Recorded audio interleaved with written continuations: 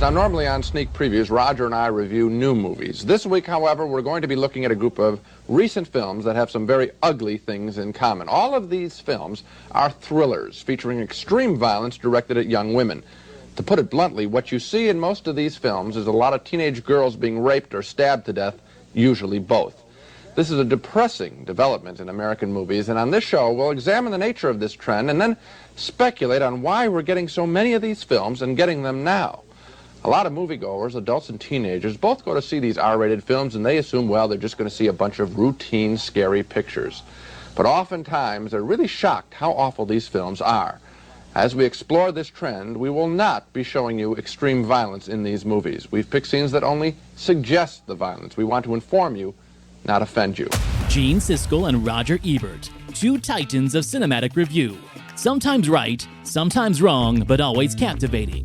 Your hosts Antonio of the Cult-Worthy Cinema Podcast and Justin Henson of the Movie Wire are here to take you back to the balcony.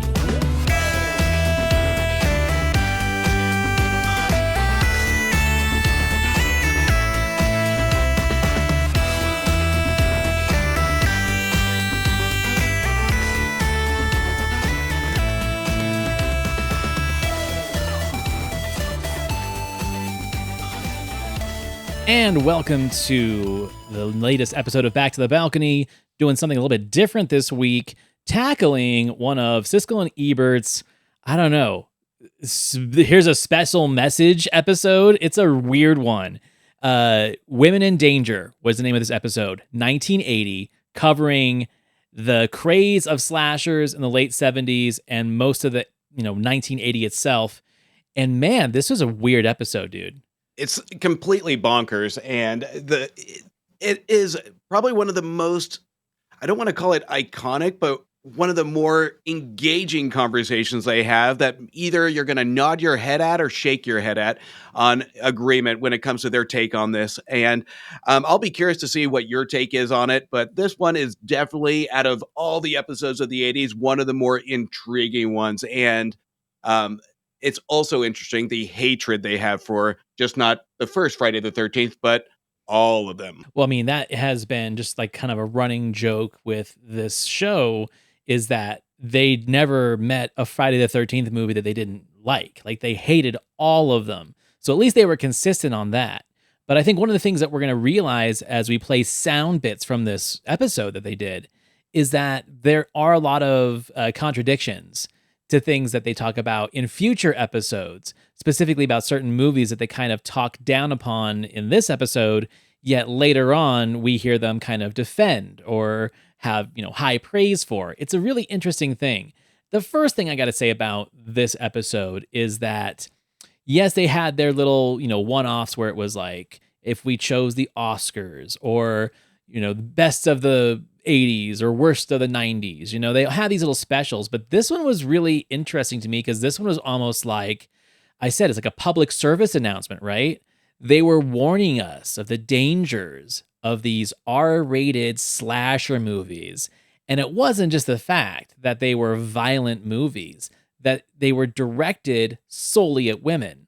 Now, you and I have seen all the movies on this list for the most part, and I gotta say, that is an inconsistency in truth. These movies have almost the same amount of male deaths as they do female deaths.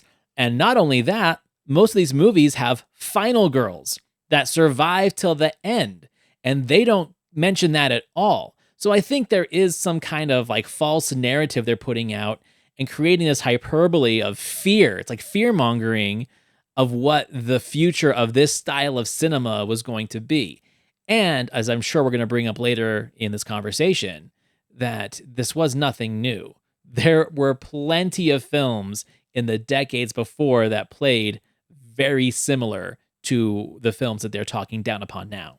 The one thing, especially with Roger, that we'll get is there is always almost an underlying political agenda when he comes to some of his reviews, where he wants to be that superhero, and Gene to an extent as well, where they want to tackle the hot topics, especially when film is starting to cover it.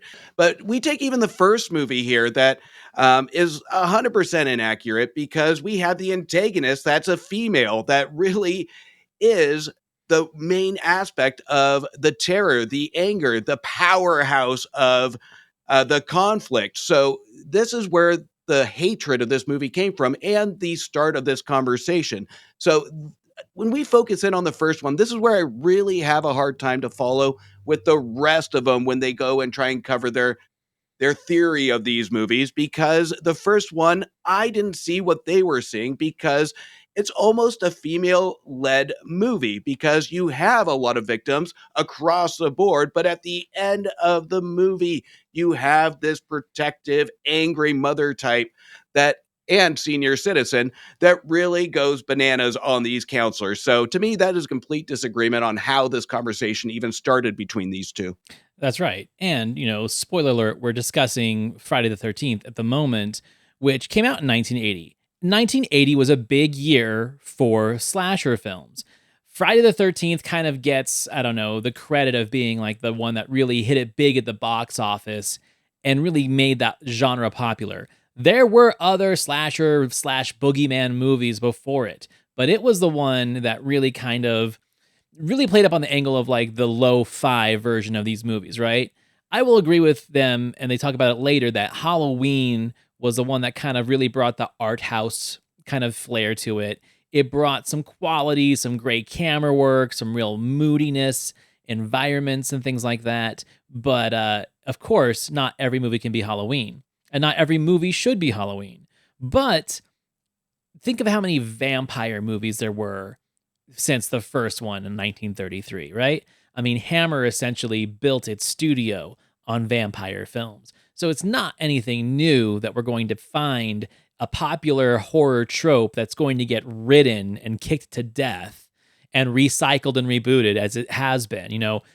We are old enough to remember like the three major cycles of slasher movies, the 80s, and then it went silly in the 80s, and then it died, and then Scream brought it back in the 90s, and now we're starting to see a resurgence again in the last 5-6 years of art house slasher films. There's always going to be a place for it. I just really find it, I don't know, disturbing that they think that this is some kind of virus that was infecting Hollywood. Well, virus, absolutely. But even ignoring the fact that this was kind of a unique picture at the time, to really focus on the twist that really gave audiences something a little bit different, that really nobody really anticipated. Again, not born yet, but given the twist, when I watched it for the first time, I wouldn't have seen that coming. And I'm sure a lot of viewers going into theaters in the 80s wouldn't expected this twist coming. So, and having the aspect taken from the killer's eyes, we just saw that with A Violent Nature last year, and people said that was unique, but it's not, because this was unique in 1980. And that's where that really did give us something a little bit different. So I think they're not giving credit to trying something new with this genre of putting the audience in the engaging aspect of our killer and making us guess and look for the hints. Because even on my rewatch of the first movie, I was looking at certain half shots of hands. I was seeing if there was any hints, and I got a glimpse of a couple of them. But the filmmaking here is smart to know that they're not going to give us a full hand. They're not going to give us full clothing. They're not going to give us. So there is clever stuff here that it to me is a shame. Is it a fantastic 4-star movie? No, but there are good things in this movie, especially if you were to look back in the 80s to give us something a little bit different. This is like a springboard to the conversation that they have of these women in danger movies and how they are sexist and misogynistic. Friday the 13th is not that. You nailed it right on the head. Like, we have a perfect protagonist who is like an unsure of herself, not as sexually liberated female as the other girls in the movie, which kind of goes back to the John Carpenter formula of, okay, it's going to be the virginal final girl, right? It follows the rules of horror, especially if you think about Jamie Kennedy's character in Scream, is how he talks about the rules of horror. But you just said it, your antagonist is a middle-aged woman who is essentially avenging the death of her son because of counselors that were off fooling around. Now, I'm not going to say it's a feminist movie, but it is not a woman-hating or misogynist movie, because it does have that angle to it. And okay, if you really want to play devil's advocate, you could say, oh, well, it's an exploitation film and that's the way they got away with it. But I don't think so. I think that it was a clever way to really kind of let you empathize with the antagonist, right? And I've always told you, I always love the villains that you can empathize with, right? I don't need their whole backstory, but you at least need to know that they're not complete wackos for no reason whatsoever. And that's what really made this movie work for me. So then why do they hate all the other slashers? I mean, there's good ones and bad ones in their list, but to bundle them all up in this idea that like Hollywood and especially this brand in Hollywood hates women is ridiculous. And the first part of their conversation really kind of keys us to that. You know, a lot of people think that the battle has been won in Hollywood on films about women. They think that now women have parity with men, that there's strong women images in the films. Jill Clayburgh and an unmarried woman, Jane Fonda, in every picture she makes. Got it all wrong. Fonda and Clayburgh make one film a year, maybe, right? These films are coming out week after week, playing to millions of people, and the dominant image in American films today on women is not Fonda and Clayburgh. It's women like that, cowering in the corner, knives being brandished in their faces, being raped, being sliced apart. That's what's going on in American movies. That's why we're doing this show. I think this is an early form of what we call virtue signaling now, right? Because we've heard so many critiques and comments from this guy that are borderline sexist and misogynist because he did not like the film, or he liked the film and it wasn't something favorable. Blame It on Rio, perfect example. Like, we'll keep going back to that. It's weird because, like, he does have a thing about violence against women, but he has nothing about, let's say, the exploitation of younger women by older men. We don't really hear him talk about it that much. So it's a hollow argument in its like early form of virtue signaling. And here's the thing, like, you have to, in my opinion, and who am I to say, I feel like you have to remove yourself from that court of opinion if you're going to be a critic and want to hold on to your credibility. The second you start taking, I'm going to say, socially political sides of what is art and what is not art, well, then you're losing your credibility as a critic. And I'd never seen this episode. We found it when we were looking for Friday the 13th, reviews and critiques. And it blew my mind because it really does go against everything that he says when he likes a movie that is daring sexually or is daring with violence in a certain art house manner. But since this is, in his words, exploitation, grungy, grimy slasher fodder that they put out like every couple weeks, well, I mean, the industry is the industry. And films like this were being put out in drive-ins and B-movie theaters and grindhouse theaters since the 40s, right? This is not a new style or genre of filmmaking. It's just had its horizons lifted because of the lack of censorship and the decline of certain standards in Hollywood, the creating of the rating system. You can get away with more. So of course you're going to push the envelope, and that's where we see movies like this. So why is he so offended by it? So this, you're right, it's virtue, but I'm going to play double-sided here, where we take a lot of these slasher films, and I'm going to state this up front because it's going to come up later, so I'm just going to get it out of the way. Gene Siskel's whole thing on no kids in peril, no women in peril. So now we just have men in movie, and then that's going to be another issue of the same generic stuff that he sees over and over again.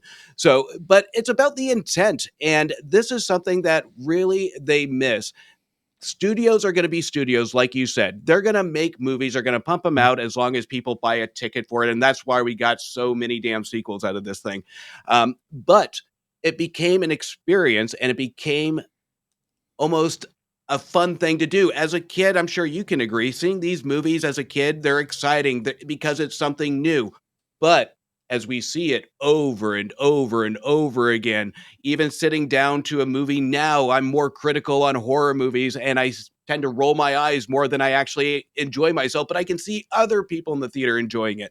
But it's all about how much you're exposed to it. And these two have been exposed to quite a bit of horror, and 70s and 80s horror. So they need to find justification for disliking this movie because it is the experience. The first one had more substance to it than I think obviously the other ones, where from 2 on to, God, 10, even Freddy versus Jason.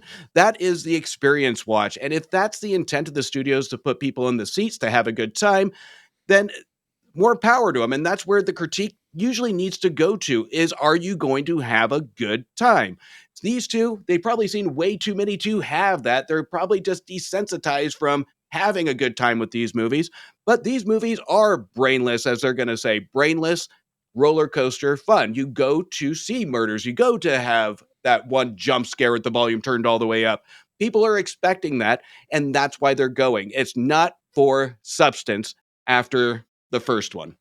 Well, and I think the fact that if you look at the historical fact of it, where the Italians in their giallos were doing the slasher films, the proto slasher films, as early as the mid 60s. You know, Mario Bava's Bay of Blood is like a proto slasher movie. Then you've got Argento stuff like Cat o' Nine Tails and Deep Red. Like, these are slasher movies. We just hadn't gotten them into our theaters yet. But they were paying homage to Hitchcock. You know, they were saying, well, what if Hitchcock could actually show the violence? What if Hitchcock could actually show the stabbings and the decapitations and the throats being slit? You know, he wanted to, he just couldn't in the era that Hollywood was in as he was working. But the Italians could, and so they did. And then we just took it right back and turned it into the slasher. That is not like hidden in the recesses of Hollywood lore and legend. That's just fact. That's just blatantly, obviously there. The movies were there, the videotapes were there, the reels were there to see. Like, they would have seen these movies. They should have known. And they've talked a lot about European cinema when they're being pretentious in their reviews, that they should know that. So again, that's why I feel like it's a virtue signaling conversation. I don't think we can stress this too strongly, that we're not talking about just a couple of films. It seems like we're getting new ones of these kind of films every other week. That amounts to a major movie trend. Here are some examples. There's Prom Night, with teenage girls being slaughtered at their high school prom. The ad campaign is, if you're not back by midnight, you won't be coming home. There's Don't Go in the House. A guy who was tortured by his mother burns 3 women to death. The cell line here is, you have been warned. And there's The Howling, a new movie about a woman who goes alone on a vacation and is tortured by the locals. The come-on line here is, imagine your worst fear a reality. Okay, so first of all, The Howling's about werewolves, and he said he liked it when we talked about, I think it was Weird Science. In that episode, he said he actually liked The Howling. So, contradiction there. But the other movies he talked about, there are final girls in that movie, and the killers all have deep-seated reasons for killing. These aren't just wanton, needless, unnecessary killings. They're driven by something. Like, it's hard for me to go back and think of a slasher movie, especially from this era, that the twist wasn't who the killer was. The twist was, why were they the killer? What made them into the killer? That's what made those movies, they could be as exploitive as they wanted to be in the first, let's say, 45 minutes. And then they really bring like the psychological and philosophical roots to that character in the end. And even if the movie wasn't great, there was something really intriguing about what was the modus operandi of these characters that were killing people. Yeah, and we don't realize that there is a great moral story to all these killings. They almost always do have. They do. And that was kind of a backhanded sarcasm, but you're absolutely right. They do, because most of the movies, slasher movies out of the 80s, they're revenge from their nerdy kid that got picked on, somebody that got dumped, whatever it may be. So these are movies that were directed towards teenagers. These weren't made for adults. These were made for the teenagers that are going out at the 10 o'clock show on a Friday, Saturday night to have a good time. And to me, I think there's some honor to that. There's a difference of having mindless violence to have mindless violence, but the messaging, especially you see it more often than not in these movies, is the bullying aspect, is don't bully, because that message is targeted to teenagers. So 2 middle-aged men aren't going to really grasp that. All they're going to focus on is the violence. Is there times where violence isn't necessary? Absolutely. But at the same time, you got to buy the ticket to watch the show to get the message. And I think that these movies do is open up that floodgate to, again, the messaging, but people are seeing the gore. But this is also starting a seed of the love of the horror genre. And you can't have a love of the horror genre and not have the evolution of horror that we are seeing now in a little bit of a reset. So to me, there is a big value that they're not going to see then that they see now. But I think that we can both agree to an extent that these two are wrong because these movies are some of the most rewatched horror movies of our time. So there is an audience for these then and there are now. I think it's interesting, like the fact that they think this is a passing fad. Like, oh, this is just something that we're into right now, and it's not. It was people finally were seeing that there was a market for movies like this, and yeah, we got a ton of them, and there were a lot of shitty ones. But the ones that they use as examples in this episode are not. Like, they may not be my favorite movies, but they are not like the midnight garbage that people were putting out. Like, there was some quality to them. I mean, the fact that they put Prom Night in that conversation, and I didn't have it in the audio bit, but they also bring up Terror Train, starring Jamie Lee Curtis, both of them, who was in their favorite horror movie, Halloween, right? Is like, okay, she really carried the torch for the final girl. She carried the torch for, I'm not going to say like a powerful female antagonist, but let's say a wiser one that wasn't just the damsel in distress, that actually found the reason to live and the reason to fight back. And that's where the suspense is. That's very Hitchcockian, right? Like, most of those Hitchcock movies, for every strong man, there was a strong woman to go along with it, right? The Birds is a perfect example. Rear Window's a perfect example. Like, Grace Kelly is the damsel, but she does come through. This isn't a new trope. They just took it further with the violence. And the fact that they love so much crazy shit from Europe really makes me wonder why they chose this particular genre to focus on. The only thing I can come up with is that it was for ratings. It was a hot topic in the press at the time, and they were just jumping on the bandwagon to get a piece of it because they totally contradict themselves in the decades to come when they're reviewing horror movies. Well, it's also a curiosity too, because you saw a lot of these movies come out, especially in the 80s, where serial killers are a hot topic. There's a ton of murders going on in big cities. So these filmmakers didn't go off the exploitation per se of the females, but they went off of what is happening around society, because there is nothing more terrifying than watching a movie in the dark with a serial killer when all this stuff is happening in reality. So that taps into the actual fear of it. And the fact that that's not brought up anywhere in the 80s in their review, and they want to go back to almost the virtue piece of it, like you said, to really prove their point, is almost a misstep on journalism, where there is a rhyme and reason for studios to pump out these movies is to sell tickets. But why is it so scary? Is because the 80s, if you live in a major city or even in Right. rural, it's scary. So that is the main origin of a lot of these horror movies, to really tap into teenagers, because they are the easy target to get those jump scares in. It's funny that you say that because that is exactly where these guys kind of grew up with. Like, they would have been the Easy Rider, Valley of the Dolls generation, obviously, because Roger wrote Beyond the Valley of the Dolls, which I'll bring up later. I always have to tie it back into that. But that was their generation, and that was their anti-establishment, right? And it played to what the counterculture of the day was, right? So you made a perfect point where in the early 1980s, late 70s, we've got Ted Bundy running around. We got the Night Stalker running around. We got the Golden Gate Killer running around, right? We got real serial killers out there. It's in the zeitgeist. It is in the culture. It's in the pop culture. So, of course, it's the perfect time to strike while the iron's hot with this genre of crazy killers. But all these killers in these movies have, like I said, some kind of motive and empathetic meaning to their killings.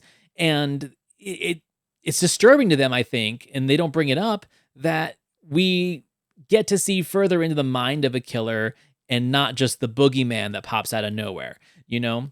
Because here's the thing. Michael Myers is essentially a devil, right? He's a demon, but he's real. He's got black eyes, soulless eyes. He doesn't have any real, he doesn't have any real purpose for killing other than he is just a maniac and he's a killer with an empty soul.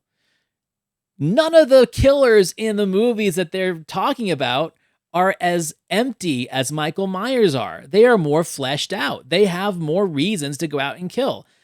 Are they great reasons? No, but they're not empty. And I think that is one of the biggest contradictions when they're talking about Halloween as like this high watermark of slasher horror compared to these other films. Like, I think that Halloween's a great movie, but Michael Myers is not an interesting killer, and he's not supposed to be. In fact, in the original, he's just called the Shape, because that's what he is. He is just a blank slate that can go around killing people, because the less you know about him, the more scary he is. So if anything, they should have been more offended by that movie than the films that they're shitting on in this episode. 100%. And even if we get to, I think it's number 7, New Blood, they even have the female hero that defeats Jason with her telekinesis, her mind. So what other horror movie is going to do that when it comes to how many sequels they do? So Halloween, I love the atmosphere of Halloween, but that's down on the bottom when it comes to my list, just because of how, like you said, the dull the character is, because to me, it wasn't memorable other than the direction on it. So there is a lot to any of these horror movies that we can cherry pick. But even if you take, to me, Nightmare on Elm Street, I think the innocence of the female character in a bed would be more of a target to these two than Friday the 13th, because to me, that one did teeter a little bit, even though everybody does kind of really die, but there is something of a sexual taboo to having somebody enter your dreams and enter your bedroom. To me, that would have been a better topic, and placing the blame on that franchise versus this one. Right, because it's a violation, right? And in this one, it's not as much an intentional violation as it is a vengeance, you know? I agree with you. I think at this point somebody is probably wondering why. Why? Why exactly. now? Why is this happening? I have a theory. In the last couple of months that I've been seeing these pictures, I'm convinced it has something to do with the growth of the women's movement in America in the last decade. I think that these films are some sort of primordial response by some very sick people of men saying, get back in your place, women. These women in the films are typically portrayed as independent, as sexual, as enjoying life, and the killer typically, not all the time, but most often, is a man who is sexually frustrated with these new, aggressive women. And so he strikes back at them. He throws knives at them. He can't deal with them. He cuts them up. He kills them. Get back in your place. It's against the women's movement. Okay, again, that's another big virtue signal, because he's used that remark in several of his reviews. He used it in Blame It on Rio, where he thought that older men wanted to get back at women, so they're dating younger women, right? I don't know what it was that he had on the brain about this, but he's wrong. It is not that. It's all about dollars. It is not about getting back at women. It's all about money. Studios, and here's the thing, we love movies, but we also know that studios in the industry is like a soulless, heartless, emotionless monster. It just wants your money. That's all it is. And they will give out anything that they can, content-wise, to get you to come to the theater. And sometimes they screw up and they give you the wrong stuff and they try to course correct. And sometimes they over course correct. Get out of here with this is like a political movement, a sociological movement to put women back in their place. If that was true, then all of these movies, and I stress, all of the movies that they use as their examples, the woman wins at the end. They conveniently let that out. It's like watching one of these stupid political debates right now where it's like all they're going to give you is talking points and never give you like the final closure or answer to the statement they were making. That's what it is. It's like, okay, women. We're going to put them in their place. We're going to slash them. We're going to kill them. We're going to sexually assault them. Okay, well, tell us what happened at the end, Roger. Tell us what happened at the end, Gene. Finish your thought. Like, finish the statement. What's your closing argument? Because you're not telling the truth with these statements. I think the most embarrassing thing and the disappointing thing here is that these two have been in the business for a while at this point, and they are giving the studios way too much credit on their Mm. intent. You cannot tell me this is what they really think. And I have my own theory on their theory is the fact when you're reviewing a movie of little substance after the first one, there is so much thought to go in to a slasher movie or a horror movie to get your 1,000-word quota to really stretch this review that you just have nothing to really tell your reader. And you have to insert something in there to elongate this review. And whether it's a hot topic there, whether it's a comparison to another movie that you talk more of, this is what that is. Because how long can you talk about a movie that spends 90 minutes to 105 minutes talking about the same killer killing the same camp counselors? So to me, this is a bigger issue, and this is them using their journalism hat to really make something out of nothing. Yeah, well, it's ignorance. It's ignorance to what That too. the film is, right? Because who knows if they even watched these films all the way till the end. Maybe they didn't. Maybe they just watched like the first 30 minutes, saw these kill scenes and like checked out and then didn't watch the rest of it. Because if you were a good journalist, you would have studied the material and given a true, honest summary and summation of what the movie was and what your thoughts were to the resolution of the movie. Like, okay, I get it. You know, it's Jason's mom and she's out for revenge because lazy camp counselors weren't paying attention and he's out, right? That's a feminist story. That is a feminist movement right there. They don't want to admit that because I don't think they really watched it. I think they just skimmed it, as well as all the other movies that they were talking about. They brought up another one too, When a Stranger Calls, right? And they say that that one is like so exploitive. First of all, that movie is tame as fuck. Second of all, the whole middle of the movie, like 45 minutes or 50 minutes of it, is no longer dealing with the babysitter. It's the cop looking for the killer. So that female danger moment of that movie is like the first 15 minutes and like the last 5. Everything else is like a police procedural.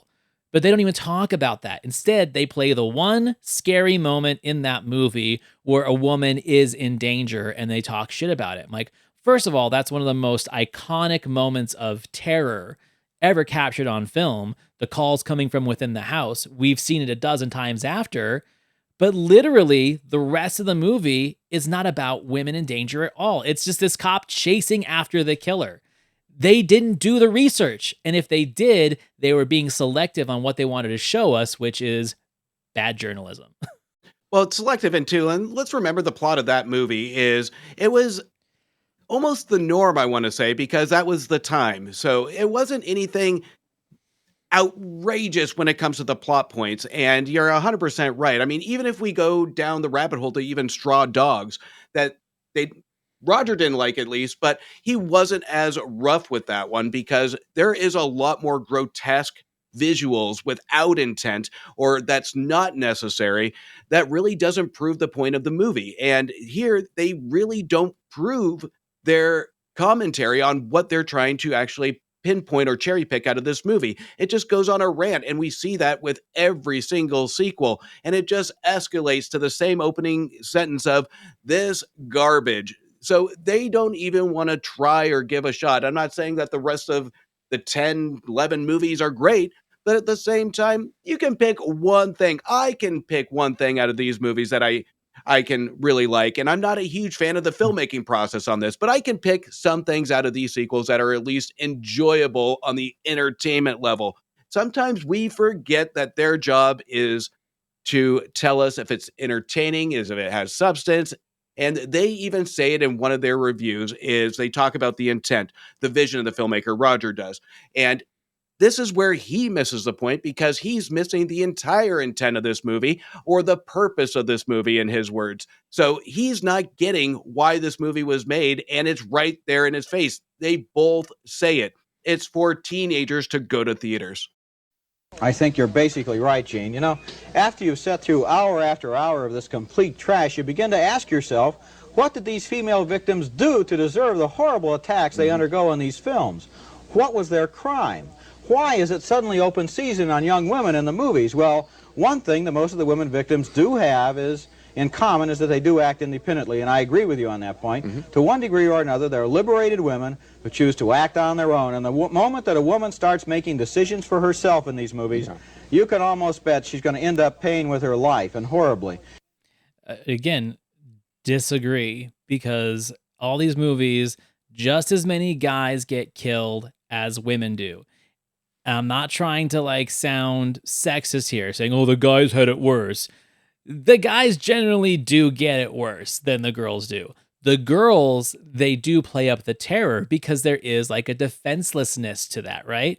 That is building the fear. It's why Dracula went after women, not men, right? There is some kind of intentional, I'm not going to say sensuality, but there is like a mystere, in a sense that there is a sexuality to it. It doesn't mean that it has to be arousing. It can be the fact that like there's a domineering aspect to it and a submissive aspect to it. And that is all intentional in creating that fear, because women watching movies like that will understand how scary it is to be pursued, dominated, and potentially attacked by a much larger figure, where men are going to be emasculated by being killed that way. And think about the men that are getting killed in Friday the 13th. It's almost always post-coitus or the creeper dude that wants to get laid and is kind of perving out, and then he gets taken out, right? So I'm not saying that there is like a judge, jury, executioner based on like the 7 deadly sins to this thing, but most of these movies do have a very good way at triggering responses by people that can identify with what type of fear they would have in the situation. Whether it's like, I'm being chased through the woods, I'm not going to get away, I'm dead, so I'm just going to give up. I'm going to trip over nothing, and the bad guy's going to get me. Or it's that moment of vulnerability where it's like, I just made love to someone, now I'm in the shower, and now I've got a ski pole through my neck, right? It's fun. It is all about playing on those natural and preternatural fears that all humans have. And in my opinion, that's elevated filmmaking, because you are getting responses out of your audience that a drama's not going to get, that a comedy's not going to get. You're actually touching an inner part of that person's psyche that most forms of entertainment aren't even going to reach, but horror can. And that's why I think it is, in a weird way, an elevated type of entertainment. I think it's interesting you put it that way, and I agree with you. I'm going to be very careful of my words here. There are these teenagers, and we forget that these are teenagers in this movie. They're probably 25, 30 years old, but they're playing teenagers. Everybody in these movies do stupid things. That's what's turned into the parodies of now of just dumb decisions in horror movies. But you nailed it on, these are vulnerable moments, and we go a little bit deeper on it. These are teenagers that think with everything else but their head. So if they get a chance to get laid, they're going to get laid. They don't care if a guy's sitting there in front of them with an axe. They're going to get laid first. So, and I always think back to the scene in Jason Goes to Hell. I think it's the opening, one of the, in the first act, where you have the male on his back, vulnerable, and that pole goes right through his chest. So a lot of the male characters here are in some of the most vulnerable, but it goes to that human nature of, why would somebody want to kill you while you're being smart, while you're being active, while you're not vulnerable? So this movie exploits the vulnerability of these stupid teenagers that think with their penis and their whatever. So to me, this is actually smart. And I don't think I'll ever say that in a slasher genre, but in a way it is, because they treat these teenagers as they should be treated. We go out in the woods, nobody expects to get killed by a guy in a hockey mask, so that's not on top of mind. So these are teenagers being teenagers, just being dumb. I mean, Jaws did it. Like, Jaws is looked at as an elevated horror film, but it really is a slasher in a sense. Dumb teenagers getting drunk, going out into the ocean, and getting taken out by a shark. And it plays on that fear of the unknown, right? So just as we have those vulnerable moments of a woman or a man in the shower, and we want to make sure the door's locked, so we don't want to see it slowly creep open through the shower curtain like we see in those films. It's the same thing that gets people all worked up when they see that fin in the water. It is attacking those preternatural instincts that we have of vulnerability and fear. But they're just putting it in a different package. Alien the same way, and they said that Alien was a slasher in space. It kind of is, but it's elevated, right? There's a lot more lore and there's a lot more style to it. But at the end of the day, it's talking about claustrophobia. It's talking about isolation. It's talking about being in a group of people that you don't get along with. And so you have to create a bond with a group that doesn't really gel. And that's part of the vulnerability where it makes you now even more susceptible to being killed. Horror does that in a way that other genres don't. And I'm not a huge horror fan. It's not my main genre, but I appreciate it so much more because if you want to come off as a film that has the audience to buy in, you can't just be a ridiculous slasher without a system of checks and balances of suspension of disbelief and fantasy, right? Those two things, you have to believe that someone can die this way. You have to believe that a killer could get you in this particular moment. And I think that's what they are completely ignoring in this conversation because they're only going after the hot topics of violence, gore, assault, and it's all towards women, which again, I'm guys, these movies end with powerful women winning or at least escaping. They don't have to win. They just live, right?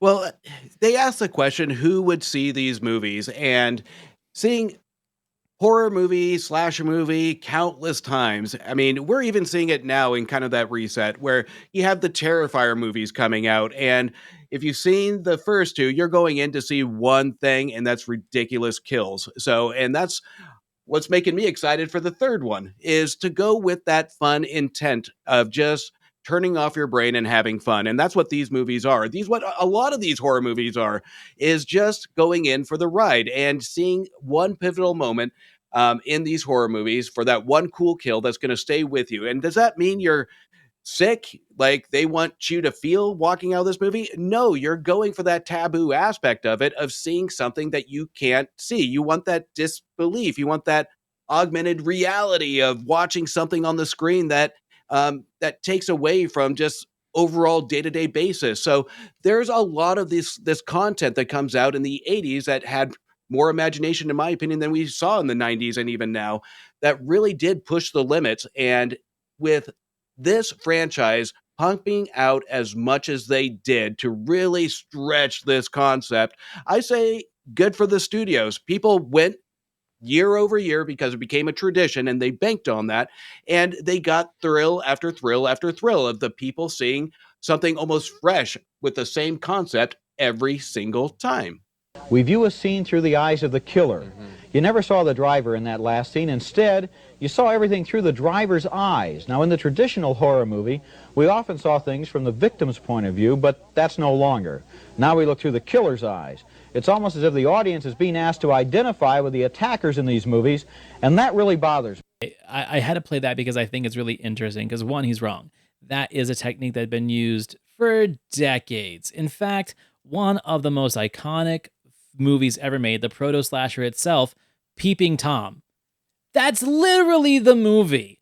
Every kill scene is played through the lens of his camera with a protractable tripod with a sword at the end of it that stabs his victims. That's the whole movie. It's a Michael Powell movie, right? You can't get any higher than that in elevated horror, and that really is what made movies like this work, where now we get to see what the killer is seeing, but we don't get to see the killer. I don't understand his problem with that. It's not putting us in the mind of the killer that we should be the ones this is a virtual experience of us killing somebody, right? It is to see the fear of the victim, and the victim, what better way to see them than from the eyes of that killer when they are being taken out? Psycho essentially did it too, right? Psycho bringing it in. We didn't see the killing through the point of view, but we saw the approach to the shower curtain through the point of view, and that was enough. That was enough to like really get audiences going back then. They were already biting their fingernails before he pulls the shower curtain open. So this isn't anything new. This is actually an homage to some of the best filmmakers in the business to have done it.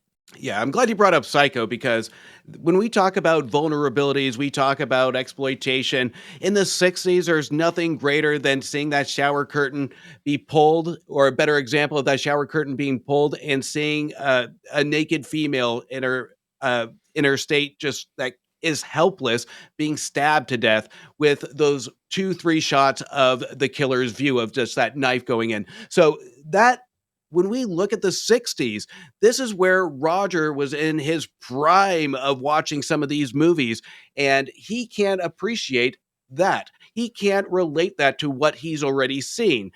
The most iconic movie, or horror movie, in my opinion, of the 60s and even now, and he couldn't have appreciated that. So to me, he is absolutely wrong, and there is nothing that he can salvage from this commentary that's going to make him right, because this in the 80s had everything going for it when it comes to style and twist. It makes me wonder, like, the fact that we are so early in the era of portable entertainment, right? Like, cable's brand new. We're still in the very, very early days of VHS and beta. So a lot of people, if they did not see a movie in the theater, especially if it was an R-rated movie or a violent movie, they weren't seeing it on TV, at least not for a while, and especially like a horror movie. That was like when cable came out, and then, of course, the VHS stores. So it almost makes me feel like they could get away with this conversation because in their mind, a lot of their viewers had not seen these movies yet and had no opinion on what they were. I think their next parts of their conversation kind of speaks true to that. When you view women constantly as sport, being stabbed, I think that's a sort of a sick notion that just sort of makes it's degrading. You view them as second class, that somehow this is acceptable behavior. You've said before that all movies tend to argue in favor of the behavior that they show. Mm-hmm. These are women as sport, to be stabbed. I think that's a bad idea. You know, they outlawed bullfighting because it was cruel. I almost have some of the same feeling toward these kinds of films. So, okay, I mean, this is a few years before Silent Night, Deadly Night came out. And they hated Silent Night, Deadly Night, and they said that whoever the producers were should be strung up. Like, they were very adamant against Silent Night, Deadly Night. But there are more male deaths than female deaths in that movie. It's not for sport, it's about vengeance. I don't really see the woman for sport analogy. Now, there's a couple movies they talk about where it is an abusive, it's abuse towards a woman. I Spit on Your Grave is, one of those. But let's not forget that Last House on the Left is one of the most abusive films ever made towards a woman. And Roger liked it. He's not going to talk about it in this episode, but he thought it was daring filmmaking by Wes Craven. And a lot of people think that. I'm not a fan of it personally. I think Hills Have Eyes is better, but yeah, he actually liked that movie. And it goes back to, again, to Beyond the Valley of the Dolls. We're at the end of that movie. Spoilers. Hopefully you've seen some of these movies that we're talking about if you're listening to a Siskel and Ebert podcast. And his whole point was, well, that's a satire. Well, most of these movies are, at their base level, satirical, because this shit isn't going to happen in real life. This is an elevated example of what could happen if you were out in a camp in the middle of the night by yourself, or if you were at a slumber party and all of a sudden a guy came to massacre you, right? It's all satire, just in a different veil of it, right? That's what bugs me, is no one, unless they're an absolute psycho, which they are out there, are going to watch these movies and be influenced by them to go out and commit horrible murders. And that is what I feel they are leading up to. I feel like they are trying to say in a very careful way that movies like this are going to create serial killers, and so you should avoid them as much as possible. It's a valid point, and it is almost an irresponsibility to a point. And I don't you're going to have your opinions, and you're going to have your opinions on these movies. And if you agree with Siskel and Ebert, I'm not going to argue with your opinion. But my opinion with this is they're putting themselves in a cinematic corner when it comes to how they're going to be reviewing movies going forward. And they don't know Right. it yet. Because we're taking, again, kids out of the mix of peril, women out of peril. We're pretty much going back to the 1500s of Shakespeare, all men on the stage. So to me, that is an issue when it comes to the creative mind on where this is going to go. So, and we're seeing that even today. And we just had that topic with La Bamba of really subjecting casting to what the critics are going to say or how it's going to damage the film, who's going to go watch this movie. So when you have a movie critic and a journalist start shouting things like this is going to create some friction on where movies are going to go. Luckily, that didn't happen with these films, and they just got more popular. And it actually went against the current, and actually probably attracted more people to these movies because they want to see what they're seeing because they made such a big deal. And that's a mistake of making comments like that, especially if teenagers are watching it, because they're going to want to go see it. So that is where they kind of put themselves in a corner and also lost a little bit of credibility, in my opinion. You know, I think what you're touching on here is that artistry can redeem any subject matter. Sure. That's why I've always been opposed to censorship. I don't believe any subject matter should be off base. Right. The question is, what does the artist do with it? How does he look at it? How does he put it through his art in order to make a statement about it, in order to make it into either a commercial film or a serious film? I believe that in the case of a movie like Halloween, we can engage in that joy of filmmaking that you talk about. That's not the case with the other films that really address themselves to the lowest possible common denominator. Okay, so again, I hate that hypocrisy because he's essentially saying that he does not believe in censorship, that, as long as it's good, it doesn't matter what your subject is. Okay, so here is I always have this issue, is that Roger loved Last Tango in Paris and Gene loved Saturday Night Fever. Both about two of the most toxic, abusive, self-centered, narcissistic men ever captured on film, who are horrible to women. But they're horrible to women psychologically and sexually and in a domination sense, right? That is more prevalent in real life than hunting women for sport in a slasher movie. And I have no journalism degree. I have no English degree. I've read a lot of books. I appreciate and absorb movies and cinema and stories and books about writing and books about plot structure, right? I have a podcast. I recognize that more than they do. And I don't have the platform that they have. Like, that is where the contradiction and the hypocrisy really pisses me off, where it's like, you're going to talk shit like this about these movies that are pure fantasy, yet you are going to champion art house films that essentially promote and appreciate abusive, narcissistic, and toxic men and women. There are plenty of movies too that women are in that role as well. But because they're art house, because they are pretentious, in my opinion, you love them and you're going to champion them. You're going to put them in your book about they're the best movies ever made. It's hypocritical, in my opinion. And I'm going to play the fairness card on this one to an extent. Which you always do. They're not the only critics to give these movies a bad review. So let's get that out of the way. But these movies aren't masterpieces. They're not intended to be masterpieces. They're not intended to be art house films. It makes the intent clear, and the intent is done extremely well. But they are one of the only pair of critics that actually do go sideways with it on the why. And we talk about the why all the time.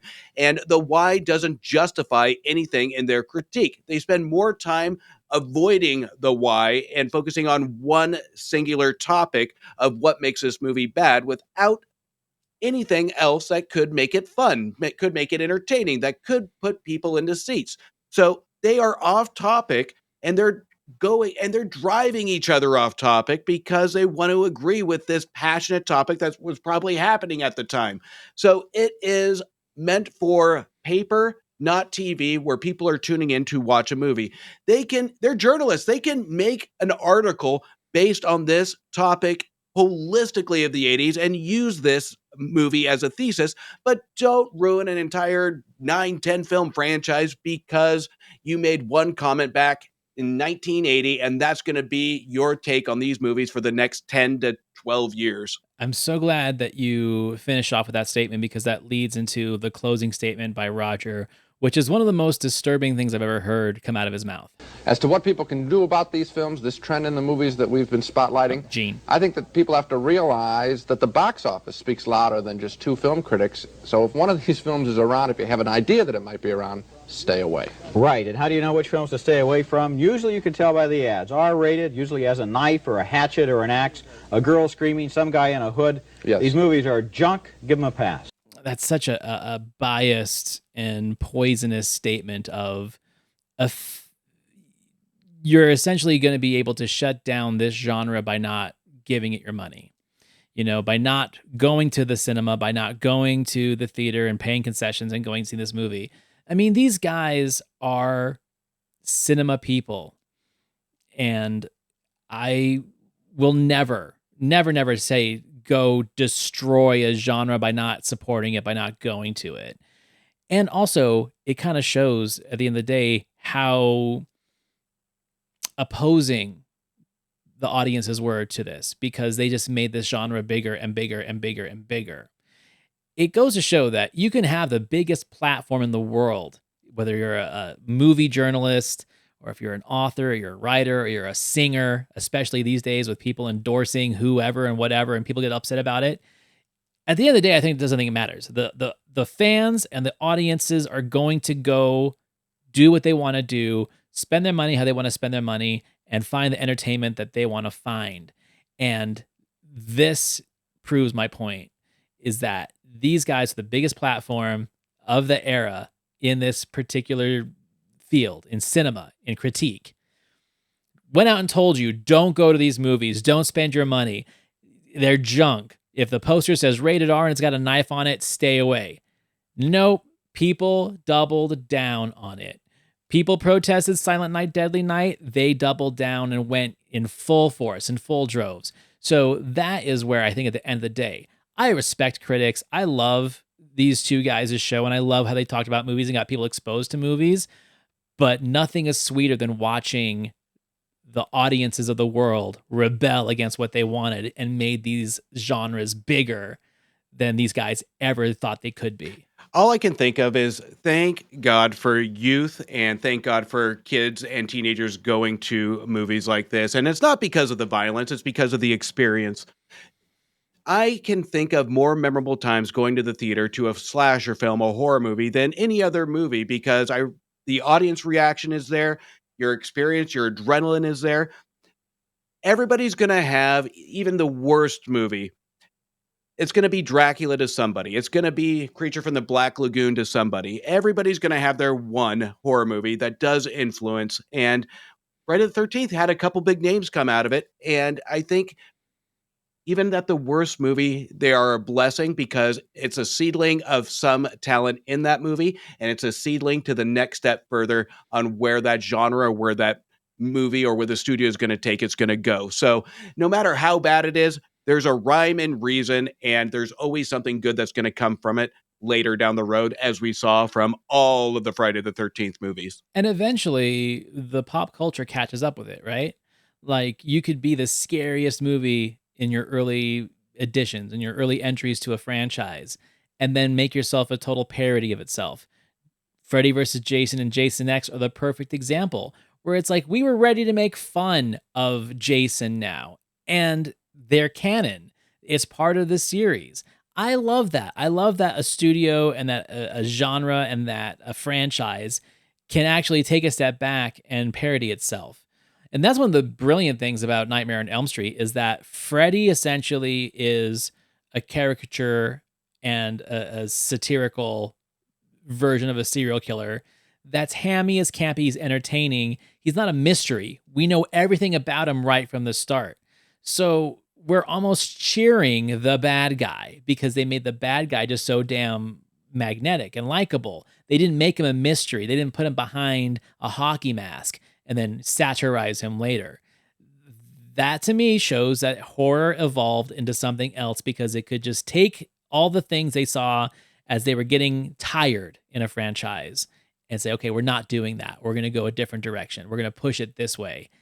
It just makes things, I'm not going to say better, but it makes them different over the time, right? And then eventually it all goes back to the beginning again, where you're just going to have the weirdo in the mask killing people, but whatever. I digress. The whole point is that we are going to see the cyclical cycles of horror go from, basic knife in the back slasher to what A24 is doing now and body horror. We're going to see all those things come and go. And that makes me excited about cinema, is because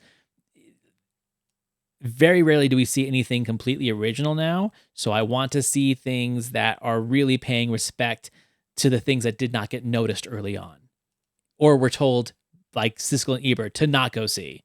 And now people are going to see them and go back and revisit the originals.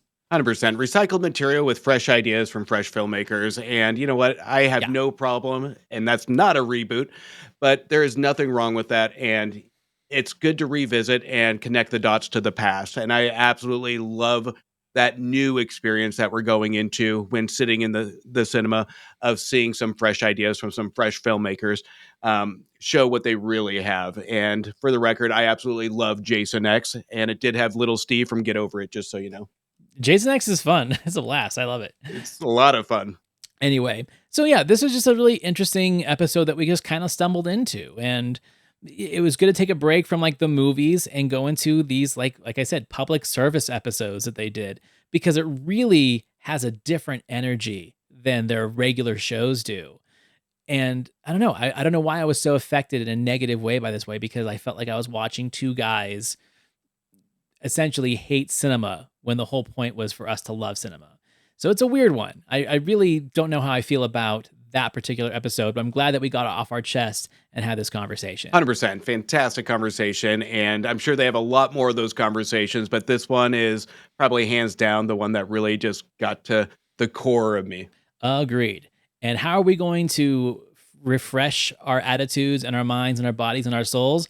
Well, with my next pick, because next week it's my choice, and we're going to be doing Little Monsters, starring Howie Mandel and Fred Savage. We're going to clear the palate of this conversation and their despise of slasher movies by bringing good old-fashioned children's horror? I don't know. Talk about terrifying. That scared me more than Friday the 13th as a kid.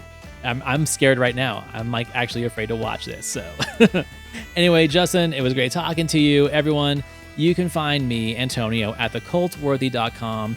Please like, review, rate, subscribe, all those good things to my show, The Cult Worthy, to this show, Back to the Balcony, and to my friend Justin's show, which is The Movie Wire Show, and you can check me out at themoviewire.com. And we will see you next week. See you next week.